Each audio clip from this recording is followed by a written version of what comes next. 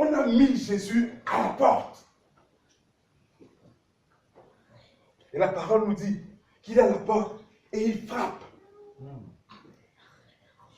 On a mis Jésus dehors.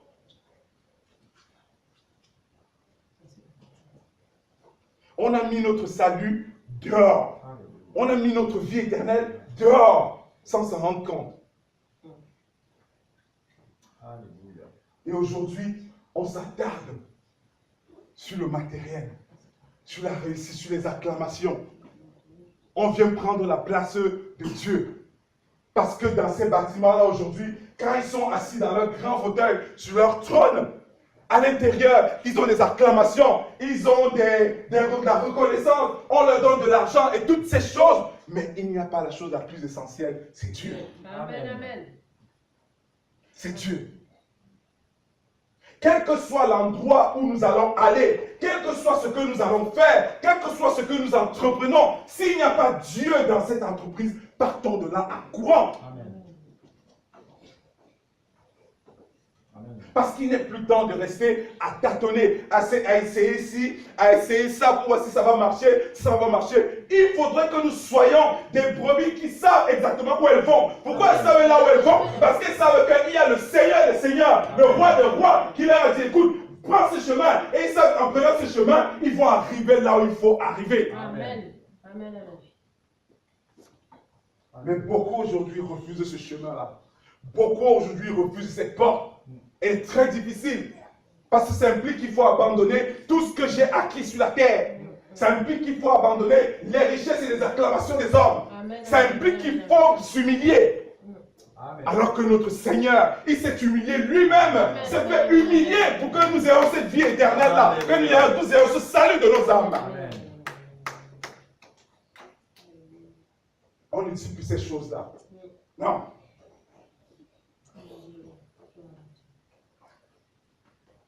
C'est pour ça que même comme ce sont des choses que nous savons, nous avons besoin qu'on nous les rappelle, nous avons besoin qu'on nous rafraîchisse les idées. Amen. Pour que nous restions tout le temps en alerte. C'est un peu comme un soldat qui veille. À un moment, il commence à somnoler. Et il y a son frère qui va lui donner un petit coup. Hé, réveille-toi. Sinon, tu vas tomber. Tu es debout. Tu es en train de dormir. Mais réveille-toi. Ne reste pas endormi. Nous en avons besoin. Nous avons besoin qu'on nous rappelle ces choses tout le temps. Nous avons besoin de rester éveillés parce que le maître est en chemin. Malheureusement, personne de nous ne peut dire à quel moment il arrive. Personne ne pourra dire à quel moment il sera avec nous. Il viendra comme un voleur dans la nuit. Amen. La question que nous devons nous poser, la question qui doit nous intéresser, la question qui doit nous perturber en permanence, est-ce que je serai prêt? Est-ce qu'à ce moment je serai prêt?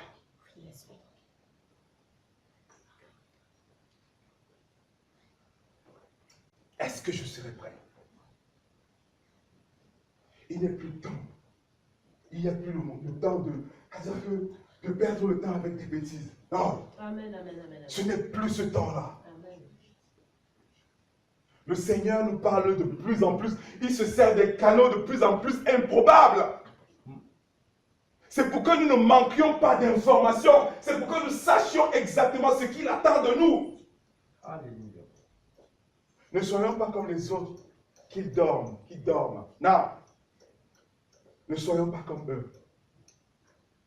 Nous avons accepté la vérité. C'est pour ça que nous sommes réunis ici. Amen, amen, amen. Nous avons accepté la justice. C'est pour ça que nous sommes réunis ici. Amen. Nous avons accepté le salut de nos âmes. C'est pour ça que nous sommes réunis Amen, ici. amen. Nous avons accepté que nous avons un seul Seigneur et Sauveur qui est Jésus-Christ. Amen. Amen. C'est pour ça que nous sommes réunis ici. Amen. Amen. Et en vertu de toutes ces croyances, de cette espérance que nous avons en lui, ça implique notre foi. Ça implique que nous savons qu'il est le seul qui peut nous apporter le salut. Amen. Et c'est pour ça que nous devons nous accrocher à cette espérance-là. Espérance, foi sans laquelle nous ne ferons vraiment son salut. Foi sans laquelle nous n'entrerons pas dans le royaume.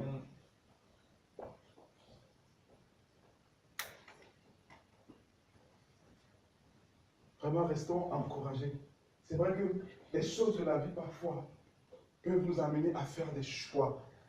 La semaine dernière, on l'a vu que, malheureusement, on s'est habitué avec des petits péchés. Et du coup, c'est devenu naturel. Il est temps de réparer ces petites choses-là. Parce que le Seigneur vient chercher une église glorieuse, une église propre, une église sans tache, il a dit. Et c'est quoi les taches? Ce sont les péchés. La seule chose qui tache notre robe, ce sont les péchés.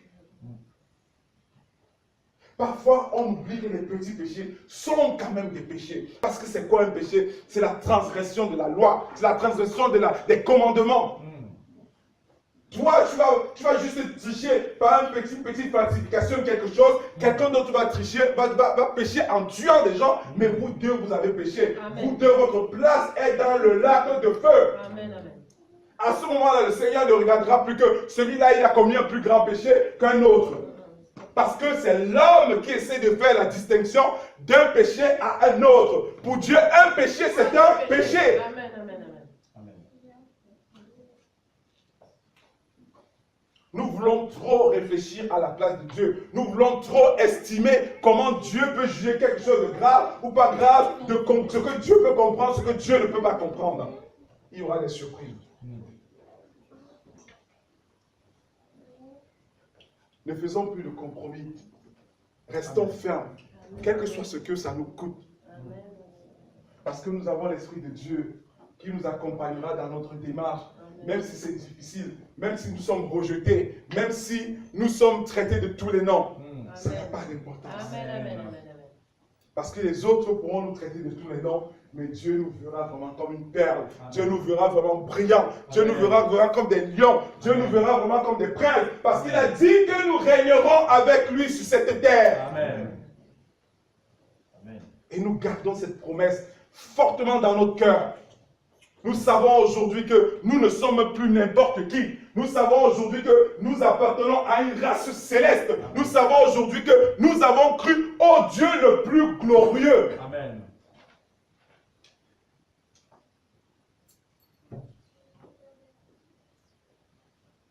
De quoi devons-nous encore avoir peur? Pourquoi nous devons avoir peur?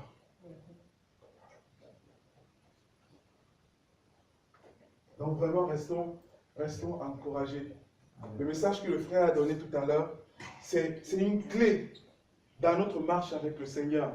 Parce qu'effectivement, dans notre marche, on peut avoir des choses qui nous empêchent d'avancer. Et malheureusement, ces choses, parfois, ça peut être des proches, des très proches, la famille, des frères, des sœurs. Que quand le Seigneur te dit, fais comme ça, cette personne t'attire plutôt à faire les choses contraires de ce que le Seigneur te demande de faire. Veillons. Veillons.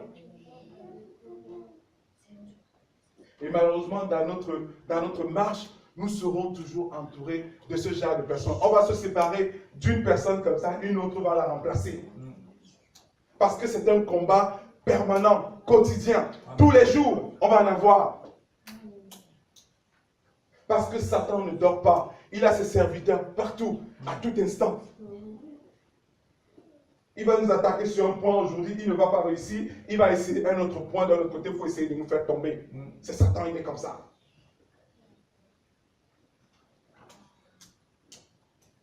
Donc vraiment, restons encouragés. Encore par ces paroles que le Père nous rappelle. Amen. Moi le premier. Amen. Parce que je me rends compte que si je ressens un esprit de somnolence quand je vais lire la parole, ça veut dire que peut-être il y a un relâchement de ma part. Et quand j'entends ce que je suis en train de dire, ça me donne envie de redoubler d'efforts, de combattre, parce que ces esprits ne sont pas plus forts que nous. Amen. Parce que 3 soirs durant, à chaque fois que je vais lire, je commence à prendre sommeil. Et la lecture n'est pas aussi intense que ce que je faisais avant. Amen. Et ça, c'est pas bon. Et je glorifie le Seigneur parce qu'il n'y a que lui qui peut nous faire prendre conscience que ici, si tu es dans la somnolence, ce n'est pas naturel. Satan ne dort pas. Il est autour de toi. Pendant que tu cherches, tu essaies de trouver le moyen de te sortir du chemin, de te faire perdre du temps. Amen. Chacun de nous devrait prendre conscience de la chose qui le distrait au moment où il veut dire la parole ou au moment où il veut prier.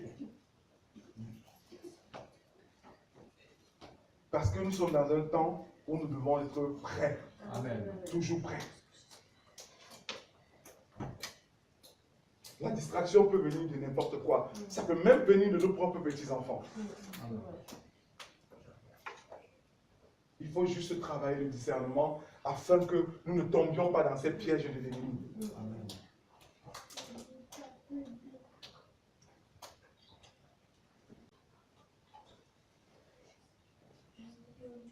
Vraiment, soyons vraiment encouragés. Amen. Le Seigneur a beaucoup de grandes choses pour ce petit groupe que je vois ici. Beaucoup de grandes choses qui sont en prévision. Cette nuit a été très riche. On ne rentrera pas dans les détails. Mais tout ce que je peux dire, c'est que cette nuit a été extrêmement riche en promesses du Père. Et même moi, rien que d'en parler, j'en tremble encore. Amen. J'en tremble encore. C'est pour nous exhorter à rester dans cette espérance, à rester confiants. Parce que des choses énormes se préparent. Mais ces choses énormes vont aussi attirer des attaques énormes. Amen. Mais au moins, le Seigneur nous aura prévenus. Le Seigneur nous aura préparés à contrecarrer ces attaques-là. Amen. Il nous permet de rester vigilants à chaque situation, dans chaque chose. Nous allons rester vigilants afin de ne pas tomber. Parce que le but, c'est que le salut qui nous a mis à cœur, à chacun, la vie éternelle qu'il a mis dans le cœur de chacun, c'est que chacun qui l'a reçu garde cette vie éternelle jusqu'à ce que le moment arrive. Parce que comme le Seigneur peut se lever pour quelqu'un à la dernière seconde, quelqu'un même à la dernière seconde peut chuter et passer à côté. Amen. Donc nous devons rester dans un état de vigilance permanente. Amen. En permanence, dans notre marche, en permanence, dans notre quotidien, en permanence, dans nos démarches, dans nos entreprises, en permanence, avoir toujours la pensée de Dieu pour que nous ne passions pas à côté. Aujourd'hui, Dieu doit devenir comme la lampe qui est devant nous, qui nous éclaire, parce que nous marchons vraiment dans un milieu ténébreux, dans les ténèbres. On ne voit rien et c'est Dieu qui doit nous montrer le chemin. Amen. Il doit nous éclairer afin que nous ne passions pas à côté. Alléluia. Vraiment, restons vraiment encouragés. Parce que le Seigneur nous exprime tous les jours son amour. Beaucoup d'amour. Et moi, je me sens toujours particulier parce que je me rends compte que ce que le Seigneur nous donne, c'est-à-dire que les conseils qu'il nous donne, les enseignements qu'il nous donne, le fait de nous parler tous les jours, le fait qu'il ait son regard posé sur nous, c'est une grâce qui n'est pas donnée à n'importe qui. Amen. Prenez-moi tout ce que je possède, même jusqu'à femme et enfant, prenez, mais laissez-moi le Dieu qui est à côté de moi là, ce moment, ça me suffira. Amen. C'est comme ça que nous devons voir les choses. Alléluia. Nous ne devons plus nous attacher à autre chose avant Dieu d'abord. Amen. Premièrement, s'attacher à Dieu, le reste, ça suit. Amen. Parce que même si nous perdons tout ce que nous avons aujourd'hui, c'est tout ce que nous avons, c'est Dieu aussi qui l'avait donné, c'est lui aussi qui peut tout nous rendre, Amen. s'il le souhaite. Donc restons vraiment encouragés, très encouragés.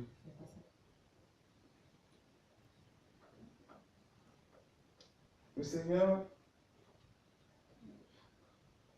il veut vraiment